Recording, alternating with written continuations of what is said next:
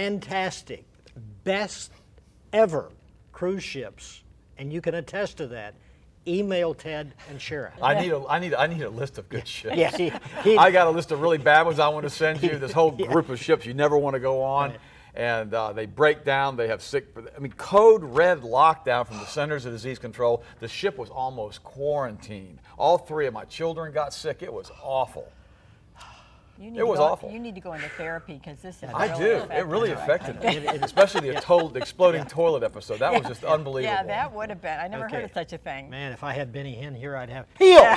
You know, and it'd be all over. You guys would be just back to normal again. But let's talk about Hemela. Is that what it is? Hemela, this is a new product that we developed about a year ago. It's a very, very good product. It's a phospholipid compound. And what it does, it actually passes through the blood-brain barrier. And the clinical studies on the product have shown that it actually increases memory, helps to heal the brain. Wow. It also helps to balance out hormones. It helps to balance out moods. It helps to balance out the metabolism, to speed up the metabolism. You've experimented with it. Oh, I take it every day.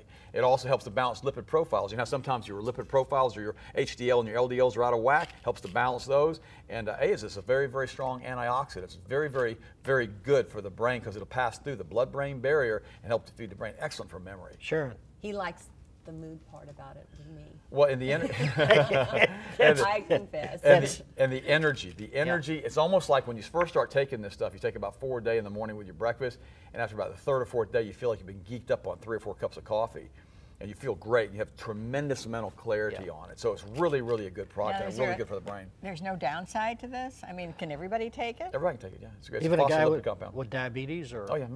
Yeah, and in diabetes, it's adult onset diabetes. If you have adult onset diabetes, the University of Kentucky did a study a few years ago, which they found 85% of the people who've been diagnosed with adult onset diabetes could completely come off of any insulin or any medication at all by simply changing their diet. Wow. So and we have an email that we send out, a newsletter that's absolutely free, okay? If you go to the healthmasters.com website, you can sign up for that newsletter. You can get all this information. It's not going to cost you a penny. You can go look through the website. You can look at all the different articles that we've written, especially the one on Hemela. I'm not kidding. I've had this guy on so many years, and I still, from years ago, when people will run into me, like walking around a mall or whatever, and they will say, that guy, I said Ted Broer. Yes, because I know if they go, that guy, and I'm going, they're thinking about Ted Broer. So you need to connect with him on the email and all the stuff we're going to be putting on the screen. And by the way, let's connect with Sharon. She happened to have survived 1 stop on this cruise. And take a look at what she did, because this is typical Sharon. This is what she had to do. Oh dear, what did you Take a look. Here she is. At least Pineapple. Pineapple is a really good source of bromelain. And bromelain is very important for the digestive system. We've been cruising and enjoying pineapple every single day, and I really think it's helping my digestive system because we are eating more food than we normally eat. But the pineapples are huge. It's just, I'm so excited. I love it here. This is Machu Picchu, the home of the Incas. It was developed in the 1400s before the Spanish conquest of Peru. Some believe that it was a stronghold. What's interesting is the no mortar joints and the exact fit of the rocks and the stones and how they were able to bring them up the mountains. There are different theories on what happened to this particular development, but no one really knows for sure. Beautiful panoramic scenes. I can't imagine how they were able to survive up here in an agrarian society without sufficient quantities of water for the agriculture, and that may be why it was eventually abandoned.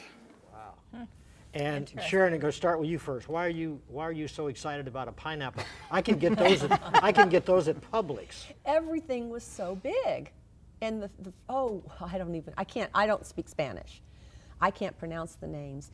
One day on the ship, they brought in all the exotic fruits from Ecuador and Peru, and I'm the first there getting 2 plates. I want one of each. So everybody sat there. I cut them open and tasted them, and it was amazing. I just love to go to a different culture, different country, and experience that, and have food that's pretty much in our state would be called organic, because they don't do what we really do to our foods over here. But it was, the fruits were just fun. And why did we have that History Channel with your voice on it just a moment ago? Well, because we wanted to do the research on what was going on with Machu Picchu from an agrarian society. Machu Picchu. Machu Picchu. Machu Picchu. That's close enough. Okay. It's in Peru, 8,000 feet in the basically in the Andes Mountains in Peru. So because they no longer exist. Well, right? you know, it's an interesting thing. You know, a lot of the people when they came over with the Spanish, when they came over, basically conquered them back in the 1500s. They killed a lot of the people over there, and a lot of the indigenous population died from infectious disease like smallpox. But what was also interesting, I was really curious, and I can talk about this on a Christian channel, because a lot of the people that were basically over there were involved in satanic sacrifice and sacrificing children, sacrificing adults, sacrificing virgins to Lucifer. And I want to do a little bit more research on that, because that's always something that intrigued me as history. And also I wanted to find out why the indigenous people basically, why they disappeared. And I wanted to see if it was going to be linked back to the agrarian society they were in, lack of rainfall, lack of water, lack of crop rotation. And that's what we were doing, was a research project. What was so interesting, though, you saw the different tiers. Yeah. And that's how they grew their produce. And then they had like canals that they built, and that was amazing because... Well, you know, what's also interesting is, that you know, here. we were talking about this on the air. See, we're having a more and more difficult time globally as far as getting organic foods and foods that aren't contaminated. You know, back in the 50s, we started working with, our United States started doing what's called geoengineering, or they were doing cloud seeding. Everybody's heard of cloud seeding. Yeah. And they needed to do, they wanted to figure out how to just basically control the weather, control the clouds. And they worked on it. And finally, when they got to Vietnam, they had gotten really, really good at using weather and modification for rain for warfare. And they got so good at it, they could flood the Ho Chi Minh Trail for months and months and months. It got so good, and they became so proficient at it, that what happened to the United Nations back in the 70s, they decided that they were going to pass legislation and international laws against the use of weather for warfare, in which they did. They passed the legislation. But we've continued to work on global warming and global manipulation and global rainfall. And a lot of times you'll see a plane fly over, and you'll see the contrail behind the plane, and it'll dissipate very quickly. And other times you'll see a long white streak come across the horizon. That's what I'm seeing more and more. You'll see more and more. And what happens is, a lot of people say that those are basically cloud seeding efforts that the United States government is doing to try to combat global warming. It's called geoengineering. The problem is... So is Al Gore flying any of those? I have no idea. Okay. But what was interesting, I didn't believe all that. Because he's worth $200 million now. Do you know that? He sold El Cesar, yeah. And what's interesting is, I had my water tested. One day they sprayed us particularly heavy. It was over a year ago, and I've got the research if you want to see. In fact, if you sign up for the email, I'll send it to you, and I'll send you the actual lab results. And what I did is I took a sterilized beaker, a Pyrex beaker. This is where you live? Where I live. I sterilized it and made sure it was cleaned, and I washed it out 5 times with distilled water, so there was nothing in it, so there was no particulate matter in it. I know how important that is.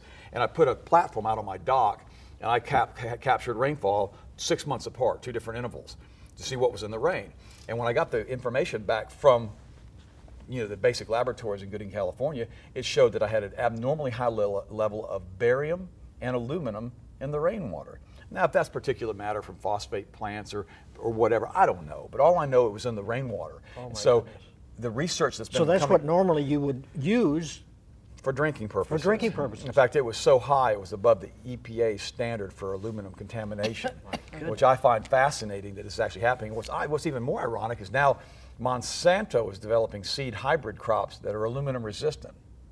Wow. Which I find odd, because the stuff gets into the water supply, gets into the ground. And so it's something we all need to be aware of about the geoengineering and realize that, you know, we don't have a bunch of crackpots talking about it. I mean, this is really going on. That's why I tested the rain, because I want to know what's in the water. And anybody can do that here. Next day you have a big heavy spray and it rains, test your water, send it to a good state registered laboratory, and chances are you're going to find both barium and aluminum. The problem with that is aluminum, when you aspirate it, when you inhale it into your lungs, it massively increases the risks of Alzheimer's disease, and the barium lowers the body's immune system. So not only do you get sick, you get stupid from all of this stuff they're spraying on us, and plus it contaminates the ground because it changes soil pH. And so it really needs to be avoided. Well, that's of why we need Obamacare. Right. Get with it. King Obama, baby. Okay. It reminds me of our neighbor. We were sitting out in front of our house the other day, and our neighbor came across, and she said, "Haven't you seen all these planes up there? They're spraying something." Well, everybody's starting to figure out what's going on. It's not like one day it was checkerboarded. That's what she said they were doing. And there's a really good, you can go to Google, not my website, you go to Google, and you can just Google in the Google spot, just say, what in the world are they spraying? Google. And there'll be an hour video that you can actually watch it to explain all this to you. You can see it, yeah. There's an hour video that'll explain it, and the guy